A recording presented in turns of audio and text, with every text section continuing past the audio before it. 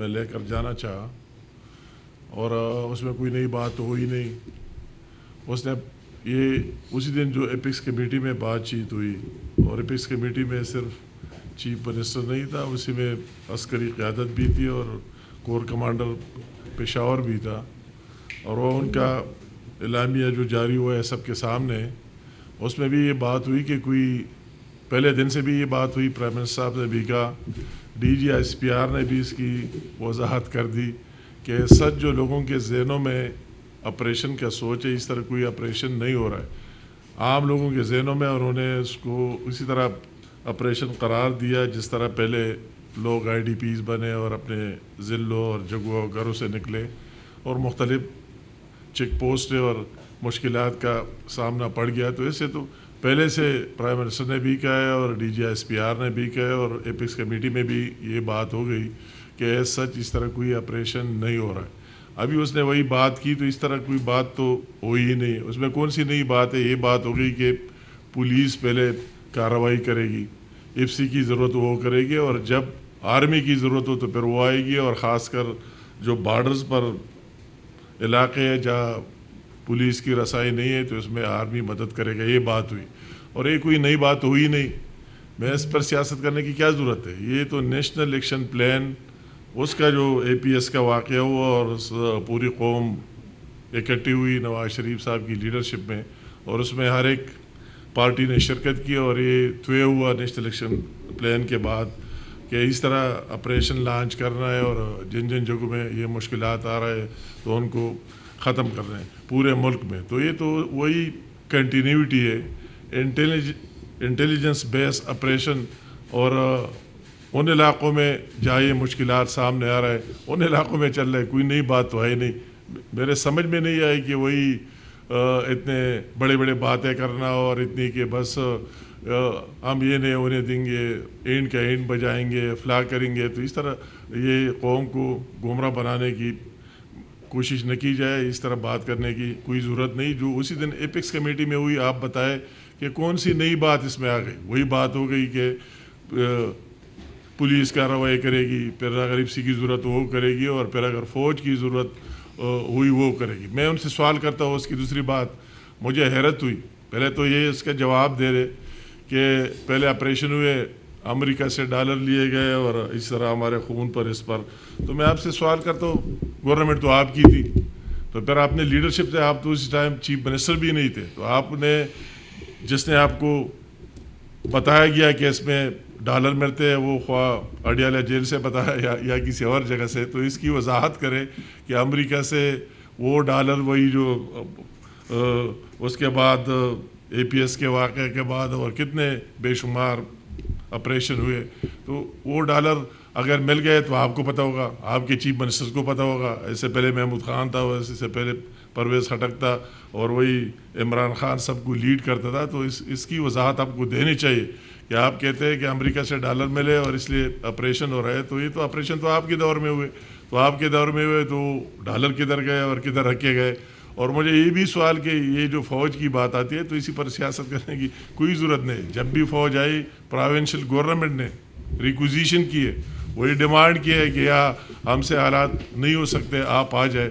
تو میرے خیال میں ہر وقت اس چیز کو اس طرح متنازع بنانا اور اس کو درمیان میں لانا بالکل مناسب نہیں. بنوں میں جو واقعات ہوئے، ٹھیک ہے، ہر ایک کا حق ہے، رائٹ ہے. اگر تاجر نکلے اس کو اسی طرح شکل میں کس نے تبدیل کیا؟ وہ یہ جواب آپ دے دیں. فوٹیج موجود ہے، ہر ایک چیز موجود ہے کہ اس میں کون سے کارکن گھس گئے اور کس نے یہ شکل بنا دی. اور یہ امن و امان کا تو آپ کا معاملہ ہے. اگر آپ کی تیسری دفعہ گورنمنٹ آ رہی ہے تو آپ نے کیا وہی اپنی ریٹ قائم نہیں کر دی؟ کس نے آپ کے ہاتھ رکوائے؟ آپ کو تو 1% بھی زیادہ مل رہا ہے، ابھی تک مل رہا ہے.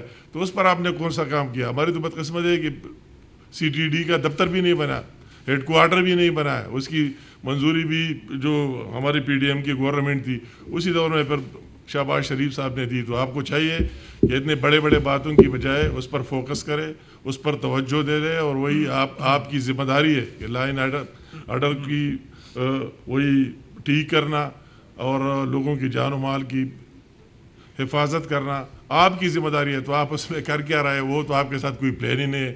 آگے ایک تقریر کر کے اور چلے جاتے ہیں. یہ انتہائی دکھ اور افسوس کی بات ہے. تو اسی طرح یہ بات پہلے ہو گئی. ہم سے لوگ پوچھتے تھے, میں نے پہلے بھی کہا تھا آپ کے سامنے, اگر دہشت گردی کی بات ہو گئی تو گنڈا پور صاحب پر تو ابھی تک یا اس کے دوسرے ساتھیوں پر ایک اٹیک نہیں ہوا. ہم زیادہ دہشت گردی کا شکار ہوئے. ہم سے کون زیادہ کہ 8 دفعہ ہم پر حملے ہوئے, خودکش دھماکے فیس کیے, بہت سے لوگ ہمارے ساتھ شہید ہو گئے, اور ہم نے ہر وقت اس کے خلاف ڈٹ کر بات کی ہے. یہ کسی سیاسی ایشو نہیں ہے, کسی کو ووٹ کم ملتے ہیں زیادہ ملتے ہیں, مگر ہم سب کی اور قوم کی اور اس کی ایشو ہے. تو اب اسی پر سیاست میرے خیال میں بالکل چمکانے کی ضرورت نہیں ہے کہ آپ جا کر اس طرح اعلان کریں جس طرح آپ نے یہ کیا. یہ تو وہی ایپس کمیٹی میں جو باتیں ہوئے وہی باتیں, کوئی نئی بات تو ہوئی نہیں. تو اسے اس طرح بات کرنا یا کیا میسج دینا میرے خیال میں نہ صوبے کے عوام کی بہتری میں ہے. آپ نے ساتھ ساتھ بات کی, میں تو سوچ رہا تھا کہ میں خواب دیکھ رہا ہوں کہ کرپشن کے خلاف یہ کرے وہ کرے, تو آپ خود, میں تو کافی ٹائم سوچ رہا تھا کہ یہ کیا بات ہو رہی ہے.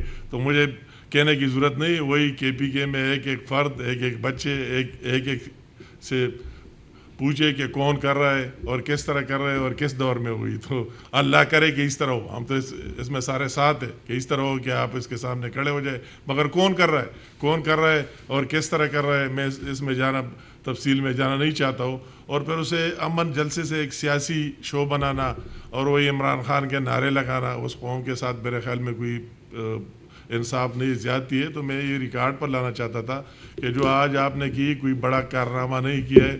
وہی جو ایپیکس کمیٹی میں اسی دن بات ہوئی وہی بات ہو گئی اور اسی پر سارے قائم دائم ہے, اسے اب آگے کوئی بات نہیں. تو اس کا اس طرح کریڈٹ لینا کہ یہ ہوا وہ بات تو ڈے ون سے ہم نے جب سنا, تو ڈے ون سے ہم سے بھی جو لوگ پوچھ رہے تھے, ہم کہہ رہے تھے کہ سچ اس طرح کوئی بات ہے ہی نہیں. جو آپ کے ذہنوں میں آپریشن کے بارے اس طرح کوئی آپریشن نہیں ہو رہا ہے, انٹیلیجنس بیس ہو رہا ہے. تو آپ یہ بتائیں نہیں ہونا چاہیے. آپ بتائیں کہ جتنے لوگوں کی جان و مال اور سب کچھ آپ کے سامنے جو کچھ ہو رہا ہے, تو اس کے علاوہ اگر آپ کو کوئی حل نظر آتا ہے وہی بتاؤ. اور ہم بھی کہتے ہیں کہ پولیس کو کر لینا چاہیے سب سے پہلے ان کو اپنا قائم کر لینا چاہیے. اور جب بھی ضرورت پڑے تو ہر مشکل میں اگر ان کی ضرورت نہ ہو, جب زلزلے آ جائے پھر ہم ان کو کال کرتے. اگر یہ تو فوج کی رسپانسبلٹی نہیں ہے کہ کسی جگہ ارتھکویک آ جائے, زلزلے آ جائے, اس میں فوج کہتا ہے آپ آ جائے ہمیں بچا لے.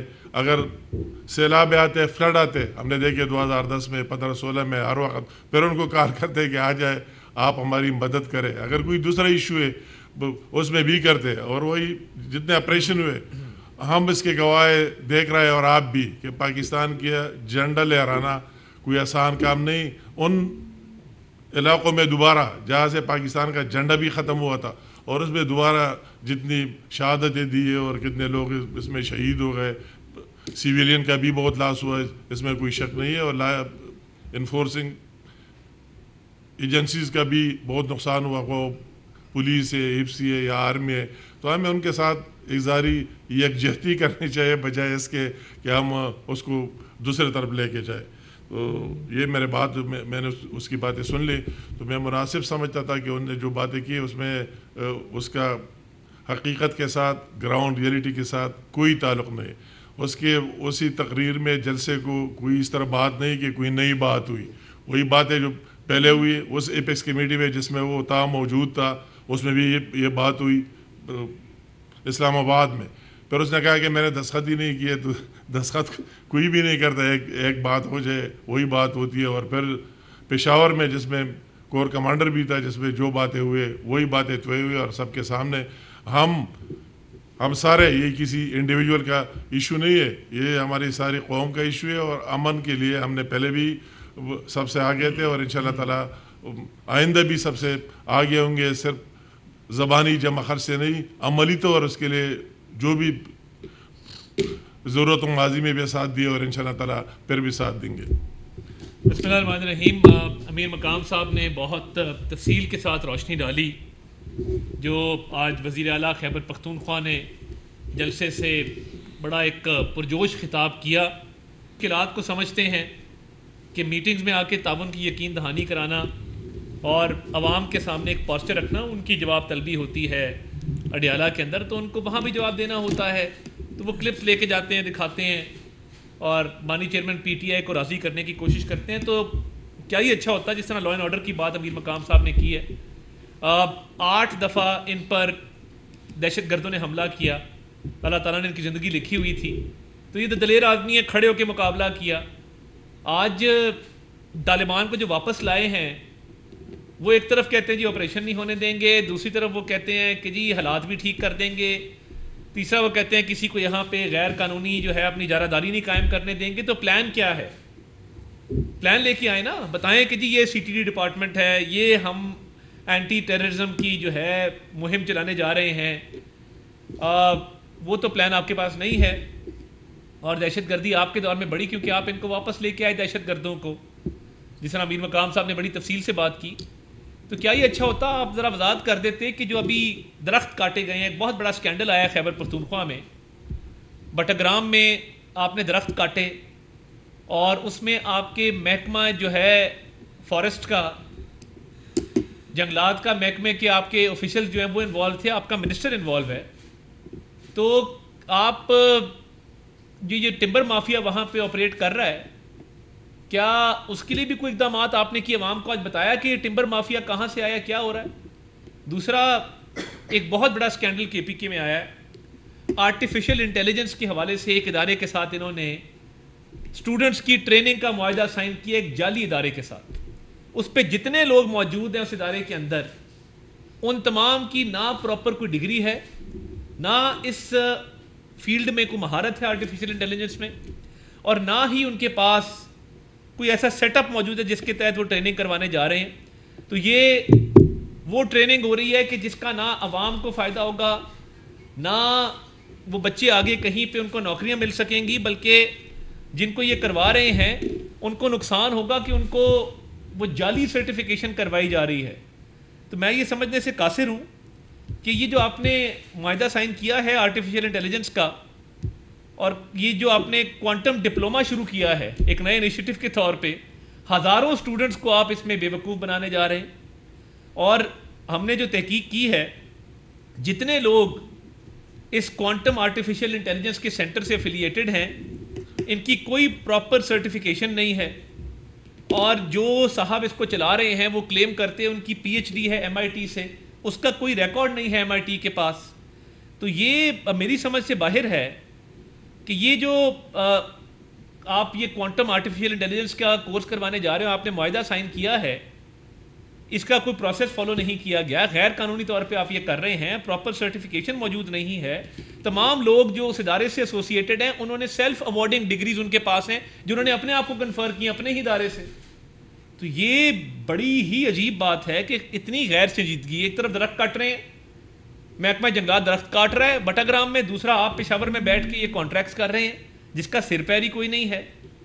تو میں یہ سمجھتا ہوں کہ یہ بڑی تشویشناک بات ہے، اور اس پہ پراپر تحقیقات ہونی چاہیے کہ یہ جو آپ نے آرٹیفیشل انٹیلیجنس کے حوالے سے ٹریننگ کا کانٹریکٹ دیا ہے، یہ کس بنیاد پہ دے دیا.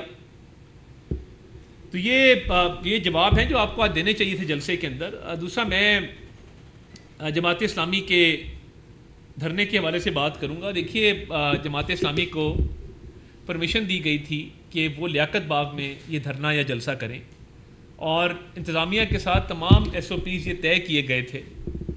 اور دیکھیے، یہ کار سرکار اور جو پاکستانی شہریوں کی زندگیوں کے اندر خلل ہے، آئے روز کوئی نہ کوئی گروپ جو ہے وہ ایک سڑک بلاک کرتا ہے، اور پھر پوری ٹریفک جیم کئی میل تک ہوتی ہے. راولپنڈی سے اسلام آباد، اسلام آباد سے راولپنڈی جانے والوں کو دقت کا سامنا کرنا پڑتا ہے، ایمبولینسز پھنس جاتی ہیں، روزگار کی تلاش میں جو لوگ نکلتے ہیں ان کو مشکلات کا سامنا کرنا پڑتا ہے. تو دیکھیے، جو پرمیشن ہوتی ہے، جو SOPs طے ہوتے ہیں، تو وہ اسی لیے ہوتے ہیں کہ وہ پرمیشن گرانٹ کی جاتی ہے کہ اس جگہ کی حدود تک آپ جو ہے وہ محدود رہیں گے.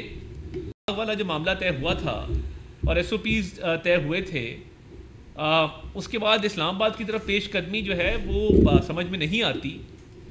اور دیکھیے، آپ ہمارے بھائی ہیں، اور میں سمجھتا ہوں کہ جماعت اسلامی ایز اے جماعت، ان کی لیڈرشپ ہمارے لیے بہت قابل احترام ہے. تو میں حافظ نعیم صاحب سے یہ گزارش کرتا ہوں کہ حکومت ایک مذاکراتی ٹیم جو ہے وہ تشکیل دینے کو تیار ہے، آپ کے ساتھ بیٹھ کے ان معاملات پر بات چیت کرنے کو تیار ہے، اور میں سمجھتا ہوں کہ حافظ نعیم صاحب ایک بہت زیرک سیاستدان ہیں، بڑے دور اندیش سیاستدان ہیں، ہمیشہ دانش مندی کا مظاہرہ کرتے ہیں. تو بات یہ ہے کہ جو اکنامک ریفارم ایجنڈا ہے اس ملک کا، جو وزیر اعظم صاحب جس کو چلا رہے ہیں، جس میں ایف بی آر کی ڈیجیٹائزیشن ہے، لوپ ہولز کو پلگ کرنا ہے، اربوں روپے کی لیکیج کو روکنا ہے، ان ڈاکیومنٹڈ اکانومی کو ڈاکیومنٹیشن کی طرف لے کے آنا ہے، جو لاکھوں نان فائلرز کو فائلرز بنایا گیا ہے اسی سسٹم کے تحت بنایا گیا ہے، اس کے ثمرات سامنے آ رہے ہیں. اس کے علاوہ جو فسکل سپیس پیدا کرنے کی کوشش کی جا رہی ہے، جو ابھی 50 ارب روپے کی سبسڈی دی گئی ہے بجلی کے بلوں کی مد میں، اور 200 یونٹ والے جو پروٹیکٹڈ اور نان پروٹیکٹڈ کنزیومرز ہیں، ان صارفین کو کہ جو 200 یونٹ کی پروٹیکٹڈ کیٹیگری میں فال کرتے ہیں یا ان پروٹیکٹڈ میں فال کرتے ہیں، وہ سبسڈی ان سب لوگوں کے لیے ہے اور ان کی بجلی کے بلوں میں کمی واقع ہوگی. اور وہ ڈیولپمنٹ سائڈ کا بجٹ کاٹ کے تو اس کو پورا کیا گیا ہے. اس دفعہ جو development programme P S D P بنایا گیا، 200 ارب روپے کی کٹوتی کی گئی تاکہ اضافی ٹیکسز نہ عوام کو دینے پڑے. تو دیکھیے، ہوم گرون اکنامک ایجنڈا ہے جس میں پرائیویٹائزیشن ہے، آؤٹ سورسنگ ہے، جس کے اندر بڑی تیزی سے جو ہے وہ ہم اکنامک ریفارم کی طرف بڑھ رہے ہیں، اور یہ تمام اصلاحات کیے جا رہے ہیں ایف بی آر سے لے کے تو پرائیویٹائزیشن تک. اور یہ سبسڈیز میں بھی جو اضافہ ہوا ہے بجلی کی، یہ اسی لیے کیا گیا ہے کہ عوام کی زندگی کو بہتر بنایا جائے. تو کیا ہی اچھا ہوتا کہ آپ کے ایک سینیٹر بھی موجود ہیں، اس پہ بات کرتے، آ کے بیٹھ جاتے. ہم تو، ہمارے دروازے ہر وقت کھلے ہیں، تو ہم ایک مذاکراتی ٹیم اس پر تشکیل دینے کو تیار ہیں اور ہم بات چیت کرنے کو تیار ہیں. اس ملک کی بقا کے لیے، اس ملک کی ترقی کے لیے ہم نے آگے بڑھنا ہے، مل جل کے بڑھنا ہے. تو ہمارا تو ایجنڈا ہے ہی اس ملک کے مسائل کو ختم کرنا. ہم جب 2018 میں چھوڑ کے گئے، 2018 سے 22، میں صرف آپ کو فیکٹس اینڈ فگرز بتا دوں اور حقیقت پہ مبنی بتا دوں. مہنگائی 4% تھی 2018 میں، بجلی 8 روپے فی یونٹ تھی، آپ کی جو شرح نمو ہے وہ 6% کے اوپر تھی.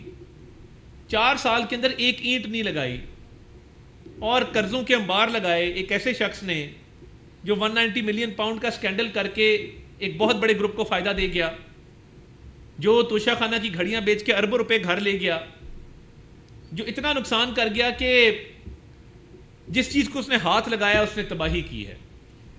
تو دیکھیے، بات یہ ہے کہ ہمیشہ بگاڑ پیدا دوسرے کریں اور ہم آ کے ٹھیک کریں.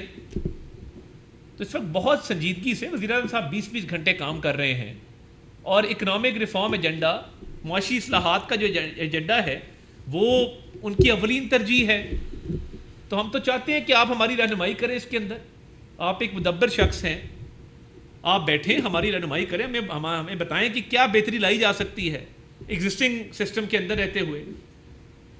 خدا کر کے اس ملک کو دیکھیں، ڈیفالٹ سے بچانا بڑا جان جوکھوں کا کام تھا. بیٹھے بیٹھے، آپ تو اس پروسیس کا پارٹ نہیں تھے، مگر میں آپ کو گوش گزار کرنا چاہتا ہوں کہ ڈیفالٹ کے دہانے پر ہم کھڑے تھے، لوگ باتیں کر رہے تھے کہ جی یہ کل کو فلاں ملک بن جائے گا، یہاں ایئر لائنیں آنا بند ہو جائیں گی، بینکوں کے باہر لائنیں لگی ہوں گی لوگوں کی کیش وڈرالز کے لیے، لوٹ مار ہوگی سڑکوں کے اوپر، ایئر لائنز نہیں آئیں گی، ایلسیاں نہیں کھلیں گی. اس سچویشن کو اللہ تعالیٰ کے فضل سے اس رب کی ذات نے مدد کی، حضور صلی اللہ علیہ وسلم کے صدقے ہم آج بیٹھے ہیں اور ملک ڈیفالٹ سے بچ گیا. ورنہ تو آئی ایم ایف کو لیٹر لکھے جا رہے تھے، آئی ایم ایف کی ڈیل کو سیبوٹاج کیا جا رہا تھا. تو ڈیفالٹ سے بچا تو اس کے ثمرات کیا آئے؟ جو ہم ایک بنیاد رکھ کے گئے تھے، روپے کی قدر اتنی غیر مستحکم تھی کہ کبھی 300 کبھی 320، جو بیچارے ایکسپورٹر سے ان کو سمجھ نہیں آتی تھی کہ کریں کیا اور کس طریقے سے اس کو آگے لے کے چلیں. باہر کانٹریکٹ ہونا بند ہو گئے تھے، ایلسیاں کھلنا بند ہو گئی تھیں. آج اللہ کا شکر ہے اگر روپیہ مستحکم ہوا ہے تو اس کی بنیاد پی ڈی ایم کے دور میں رکھی گئی کہ ڈیفالٹ سے بچ گئے، روپیہ مستحکم ہو گیا، اسمگلنگ کے خلاف کریک ڈاؤن بڑا اچھا کام ہوا. اس میں آرمی چیف کی بڑی کاوش شامل ہے، انٹرم گورنمنٹ نے اس میں بڑا کردار ادا کیا. جو بنیاد پی ڈی ایم دور میں رکھی گئی اس کو آگے بڑھایا کہ روپیہ بھی مستحکم ہے. مہنگائی میں کمی بھی جو ہے پچھلے سال کے مقابلے میں 23% سے 11% کے اوپر ہم آئے ہیں. اور بجلی پہ بھی سبسڈی اس دفعہ دی ہے. تو بات یہ ہے کہ 20 گھنٹے جو کام ہو رہا ہے اور دوست ممالک کے ساتھ جو ہمارے روابط بڑے ہیں, تعلقات آگے بڑھے ہیں اور سرمایہ کاری کے حوالے سے جو معاملات چل رہے ہیں, تو اس میں بڑی کاوش ہے موجودہ حکومت کی. تو ہم چاہتے ہیں کہ آپ بھی اس میں حصہ ڈالیں, آپ بتائیں. اور IMF کا معاہدے کی جو میں ذکر کر رہا تھا, دیکھیے یہ بڑی مشکل سے معاملات کو طے کر کے تو IMF کا معاہدہ طے ہوا ہے, جس میں اب آپ دیکھ رہے ہیں اسٹاک ایکسچینج میں بڑی تیزی ہے اور اکنامک انڈیکیٹرز دن بدن بہتر ہو رہے ہیں. IT ایکسپورٹس جو ہیں وہ ریکارڈ IT ایکسپورٹس ہوئی ہیں اس ملک سے. تو یہ معاملات جو ہیں ان کے حل کے لیے حکومت کوشاں ہے اور IMF کے معاہدے کے ہونے سے اب اکنامک اسٹیبلٹی آئی ہے. ہماری خواہش ہے کہ اللہ کرے IMF کا آخری معاہدہ ہو, جس طرح وزیر اعظم صاحب اکثر فرماتے ہیں, مگر ہمیں جو فیصلے کیے ہیں اس کے تحت آہستہ آہستہ کر کے ریلیف کی طرف بڑھنا ہے. ہمیں اس بات کا ادراک ہے, ہمیں اس بات کا اندازہ ہے. تو آپ اگر رہنمائی کر سکتے ہیں, یو مور دین ویلکم, ہم بیٹھنے کو تیار ہیں. مگر دیکھیے عام شہریوں کی زندگی کو اجیرن بنانا یہ تو کوئی طریقہ نہیں ہے. اور سڑکیں بلاک کرنا, دیکھیے پہلے ہی دہشت گردی کی ایک لہر ہے جس سے ہم نبرد آزما ہیں اور اس پر قابو پانے کی کوشش کی جا رہی ہے. پاک فوج کے جوان, سیکیورٹی فورسز, پولیس, رینجرز قربانیاں دے رہے ہیں, پاک فوج کے افسر شہید ہو رہے ہیں. تو ہم تو چاہتے ہیں کہ ایک پرامن انوائرمنٹ ہو اور آپ یہ جو ایجیٹیشن کی سیاست ہے اس سے ہٹ کے آپ آئیں, بیٹھیں, ہمارے ساتھ بات کریں. تو اس کے لیے آپ کی جب رضامندی کا اظہار ہوگا تو ہم حکومت کی طرف سے امیر مقام صاحب, میں, ڈاکٹر طارق فضل چودھری, یہ 3 رکنی کمیٹی آپ سے بیٹھ کے بات کرے گی, آپ کے تحفظات سنے گی اور جو رہنمائی آپ فرمائیں گے اس پہ کوشش کی جائے گی کہ آگے چلا جائے. آپ کی ڈیمانڈ جو بھی ہوں, جو ایگزسٹنگ فریم ورک ہے, جو اصلاحات کا ایک ایجنڈا ہے جس طرف ہم آگے بڑھ رہے ہیں, اس میں قانونی طور پہ اور بہت سارے ہمارے جو ریفارم ایجنڈا کا پارٹ ہے اس کو ڈسکس کرنا ہوگا. اور دیکھیے یہ بڑا آسان ہوتا ہے کہ بہت بڑی ڈیمانڈ رکھ دی جائیں. اب عمل درآمد کا جب معاملہ ہے اس پہ حکومت کے جو معاملات ہیں, IMF کا معاہدہ طے ہے, ہم نے بجٹ پاس کیا ہے, تو اس کے تحت آپ کے ساتھ بیٹھ کے بات چیت کریں گے ایک اچھے ماحول میں, معاملہ فہمی کے ساتھ اور تحمل کے ساتھ معاملات کو آگے لے کے چلیں گے. مگر میری آپ سے گزارش ہوگی کہ جو آپ کو پرمیشن دی گئی تھی لیاقت باغ کی, آپ اس پر ہی جو ہے وہ اکتفا کریں. اور یہ جگہ جگہ پر دھرنے, اس سے شہریوں کی زندگی جو ہے مشکل ہوگی, لوگوں کو مشکلات کا سامنا ہوگا, جو لوگ اپنے روزگار کے لیے نکلتے ہیں ان کے لیے مشکلات پیدا ہوں گی. تو میری گزارش ہے کہ ان معاملات کو ملک کی بہتری کے لیے, ملک کی سالمیت کے لیے, ملکی مفاد میں پرامن آپ اپنا جلسہ کریں لیاقت باغ کے اندر, اور حکومتی ٹیم جو ہے وہ مذاکرات کے لیے جو ہے وہ تیار ہے. تو جب بھی آپ کو عندیہ دیں گے تو ہم آپ کے ساتھ بیٹھ جائیں گے. خالد صاحب جو کلیئر وائلیشن ہو رہی ہے جب سے جلسوں کی, ڈی چوک میں آنے کی کوشش ہو رہی ہے, ابھی کچھ دیر پہلے بھی یہاں پہ ہنگامہ رہی ہوئی ہے, کیا آپ سمجھتے ہیں کہ یہ مذاکرات ڈی چوک میں ہوں گے یا لیاقت باغ میں ہوں گے, کہاں تک ان کو قائل کیا جا سکتا ہے؟ دیکھیے میں یہ سمجھتا ہوں کہ یہ ڈی چوک والا معاملہ یہ کسی صورت بھی اس کی اجازت نہیں دی جا سکتی, کیونکہ حساس تنصیبات ہیں. کوئی تخریب کار گھس آئے اور وہ امن و امان کو نقصان پہنچائے, اور یہاں پہ سرکاری بلڈنگز ہیں, کار سرکار ہے, اس میں مداخلت جو ہے وہ دیکھیں کسی صورت بھی اس کی اجازت نہیں دی جا سکتی.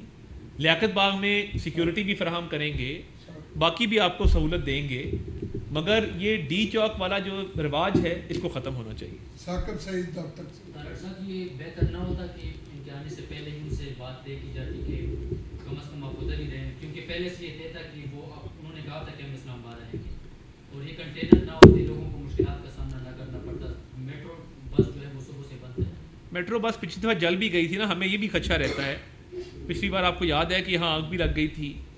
تو ہم تو چاہتے ہیں کہ پرامن طریقے سے یہ معاملات حل ہوں, اور جو پنڈی کی انتظامیہ کی ان سے بات ہوئی تھی سی پی او کی, وہ یہی تھی کہ لیاقت باغ تک آپ کو پرمیشن ہے.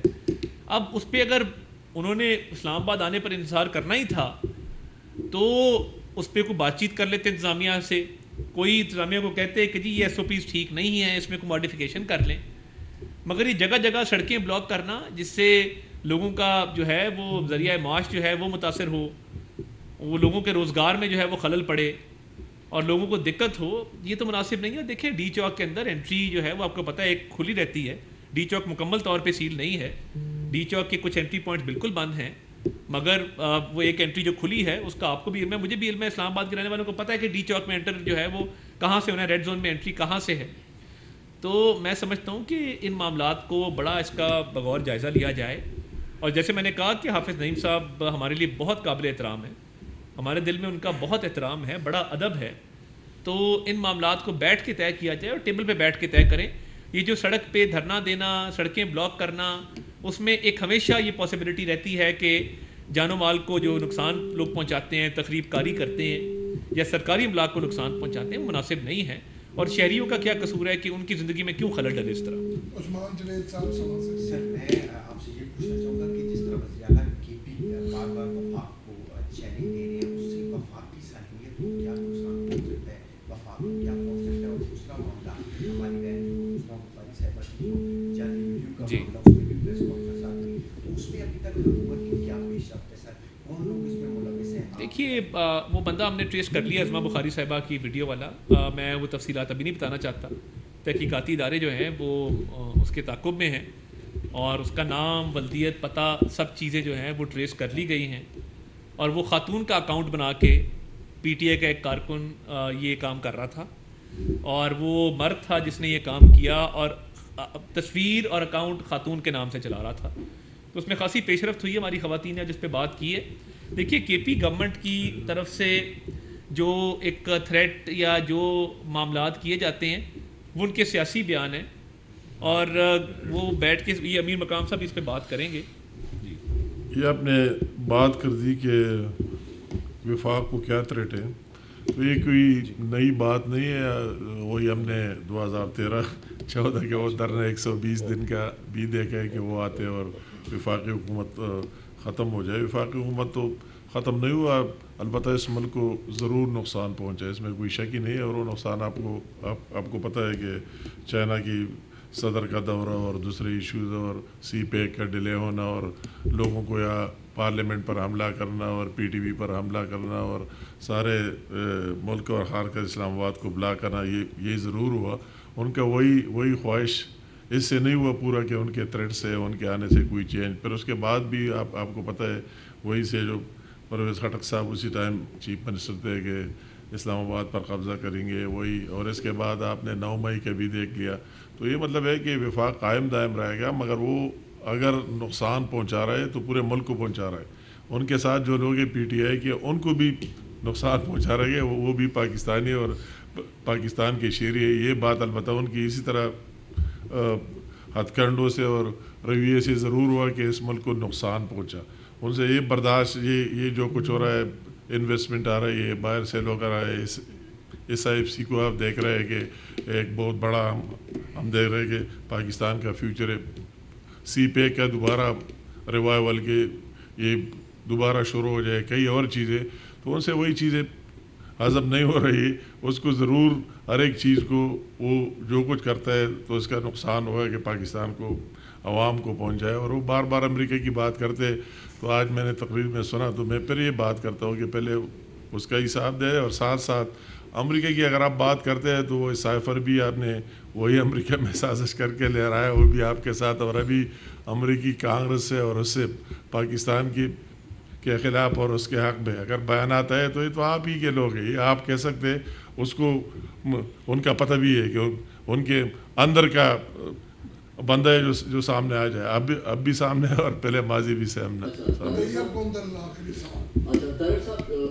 آپ کے سیاسی حریف کو اسلام آباد کے اندر جلوس کرنے کی، ریلیاں نکالنے کی اجازت نہیں ملی. اسلام آباد نے پیر کے روز انہیں ریلی نکالنے کی اجازت دی ہے، کیا کہتے ہیں؟ دیکھیے بات یہ ہے کہ جو بھوک ہڑتال لنچ کے بعد شروع ہو اور ڈنر سے پہلے ختم ہو جائے، میں اس پہ کیا کہہ سکتا ہوں. نہ بندے اکٹھے ہوئے، اور لاہور کے اپوزیشن لیڈر کہہ رہے تھے پنجاب والے کہ ہمارے بھوک ہڑتالی کیمپ میں کھانے پینے کا سامان نہیں جانے دیا جا رہا، ہمارا سامان روک لیا انہوں نے. میرے ساتھ ایک شو پہ بھی لطیف کھوسا صاحب تھے. تو کافی آرڈر کی تو میں نے کہا یہ کیا؟ انہوں نے کہا جی وہ کھانے پہ پابندی ہے، پینے پہ نہیں ہے. تو میں اب کیا کہہ سکتا ہوں ان کو کہ بندے اکٹھے ہوتے نہیں ہیں، کھا پی رہے ہیں، اندر پارلیمنٹ میں جا کے کیفیٹیریا میں کھانا کھا رہے ہوتے ہیں. تو یہ تو اپنے لیڈر کے ساتھ انسنسیریٹی ہے نا کہ جس نے کہا بھوک ہڑتال کرو تو نہ بھوک ہے نہ ہڑتال ہے.